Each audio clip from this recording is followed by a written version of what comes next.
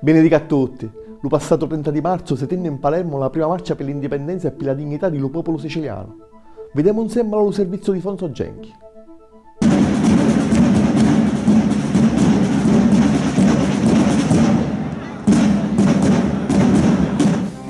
Un migliaio di cittadini siciliani venuti da tutta la Sicilia e magari di fuori lo passato 30 di marzo manifestarono a Palermo per l'indipendenza e la dignità del popolo siciliano.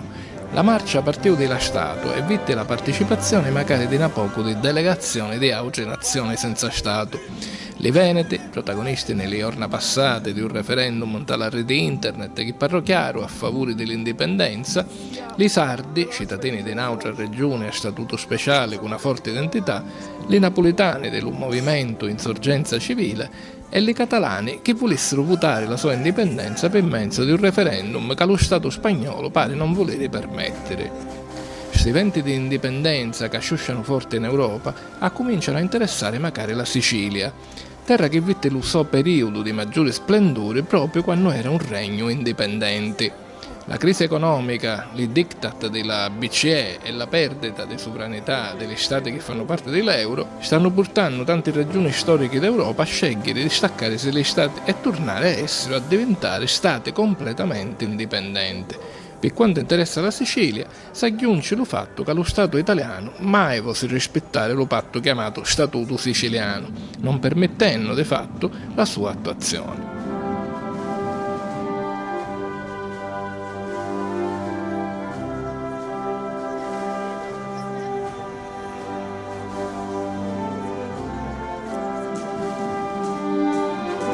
Lo stesso giorno della marcia, il 30 di marzo, era l'anniversario della ribellione di Luvespro, evento storico che avvenne in l'anno 1282, quando la Sicilia era sotto la mala signoria degli Angioini. Le manifestature, una volta che arrivarono a Piazza Politeama, pottero assistere insieme a quattro cittadini palermitani che stavano passeando per dei banni allo spettacolo di celebrità di Luvespro, patrocinato gratuitamente dal Comune di Palermo, che vide l'esibizione di cantastorie Alfonso Gagliardo e della cantautrice di musica popolare tradizionale siciliana Sara Cappello. La Sicilia, scrivono i poeti antichi, è la terra di virrosi, benedetto Dio che annira fici.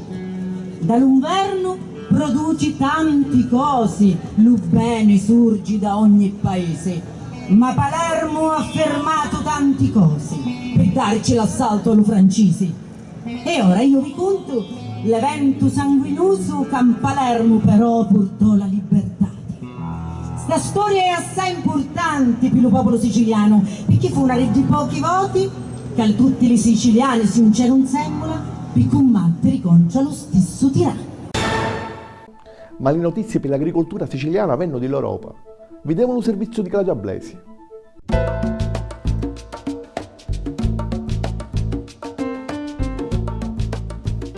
Approvato definitivamente dal Parlamento europeo il passato 24 di febbraio l'accordo tra l'Unione Europea e Marocco che permette di prossimo mese di maio la libera circolazione in Italia di alcuni prodotti agricoli e di pesci di Marocco con dazi riduciuti al 55%.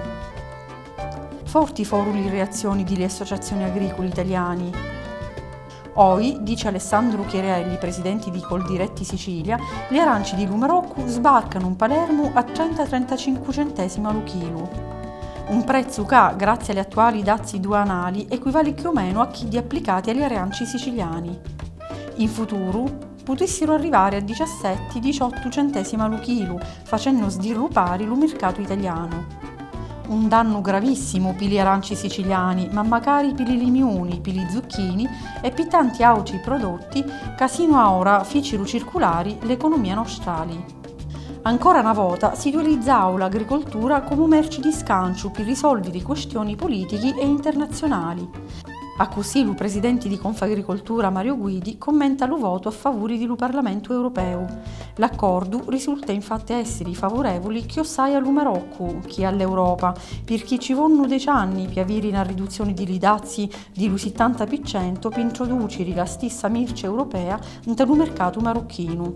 L'accordo inoltre offre solo il vantaggio per i paesi del nord Europa di avere subito merce a costi più bassi. Non si tratta di essere protezionisti, proseguì Guido, ma di mantenere le condizioni di concorrenza leali. In Marocco, infatti, il costo dei salari perceputi dagli operai agricoli nordafricani sono un tal'ordine di 5 euro alla giornata, con turni di travaglio di 12 ore allo giorno e l'impiego spesso di picceriddi. Inoltre non esistono garanzie per la sicurezza alimentare, perché i controlli e l'utilizzo di pesticidi e fertilizzanti sono regolamentati in maniera abbastanza rigida in Italia. A tutto questo si unisce la forte preoccupazione di un rischio di contraffazione dei prodotti che potessero essere acquistati di Marocco, ma essere venduti come siciliani. Questo perché ancora non si definivano regole chiari per la rintracciabilità del prodotto. E non mancano considerazioni allusivi come quelle di Sergio Silvestris, europarlamentare del Partito Popolare Europeo, nella trasmissione Terra del 17 di marzo. Si nota come contemporaneamente all'accordo sopra i prodotti alimentari con il Marocco si stipularono con lo stesso paese altri tipi di accordi che permettono la trasferta di merci a forti contenuti tecnologici, essenzialmente macchine, armi e lavabiancherie, di parti di paesi del nord Europa, prevalentemente della Germania. Si tratta proprio di una strana coincidenza. Questo è tutto questa puntata. Ci vediamo alla prossima.